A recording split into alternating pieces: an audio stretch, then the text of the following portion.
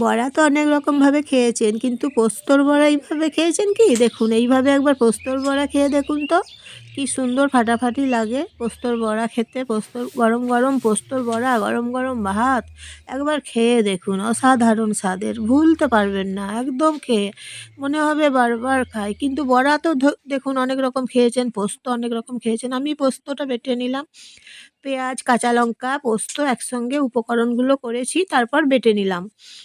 বেটে নিয়ে তারপরে এইভাবে বানিয়ে নেবো। পোস্ত নুন দিচ্ছি, মেখে নিচ্ছি, নুন দিয়ে মেখে নেবো। তারপরে পোস্ত গরম তেলে ভেজে নেবো। এই যে মেখে নিচ্ছি। নমস্কার নেবেন, আমি জয়ার রান্নাঘর থেকে নমস্কার নেবেন, ভালোবাসা নেবেন, সকালের শুভেচ্ছা নেবেন। শুভ সকাল। আজকে শুক্রবার, সকাল 7টা বাজছে। আমি এখন রান্না করছি পোস্তর বড়া।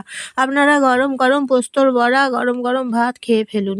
দেখুন, এইভাবে কড়াইটা আমি গরম করে নিচ্ছি। 1 মিনিট গরম করে নিয়ে তারপরে তেল দিচ্ছি। তেল গরম করে নিচ্ছি 1 মিনিট।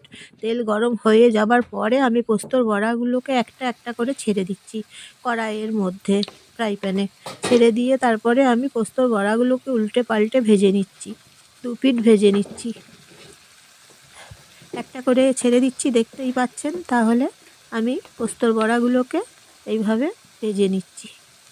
তাহলে আপনারাও দেখুন, এইভাবে পোস্তর বড়া বানিয়ে খেয়ে ফেলুন। একদম অসাধারণ স্বাদের, স্বাদ ভুলতে পারবেন না। বলবেন কি খেলাম আজকে, দারুণ খাবার খেলাম। গরম গরম পোস্তর বড়া খেয়ে দেখুন একবার। এইভাবে বানিয়ে নিচ্ছি আমি পোস্তর বড়া।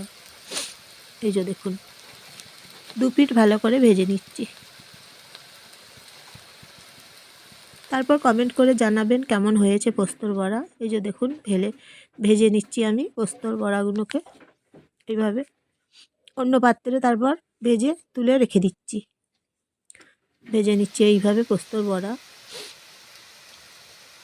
সাবস্ক্রাইব করে দেবেন, আর লাইক শেয়ার কমেন্ট করবেন, আর প্রিয়জনদের সবাইকে শেয়ার করে দেবেন। কেমন লাগছে পোস্তর বড়া বলবেন, কমেন্ট করে জানাবেন। পোস্তর বড়ার রেসিপিটা খুব সুন্দর, জানেন তো। তারপর আপনারা সবাই শীতে কেমন আছেন? যা ঠান্ডা পড়েছে, বলুন, খুব ঠান্ডা পড়েছে শীতে। কেমন আছেন জানাবেন, ঠান্ডা কেমন পড়েছে জানাবেন।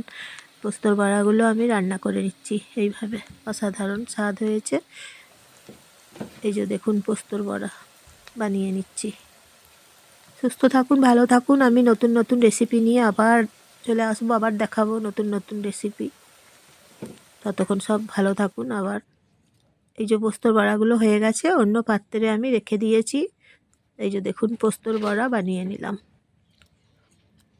গরম গরম। আবার নতুন রান্না নিয়ে আসবো। আজকের মতন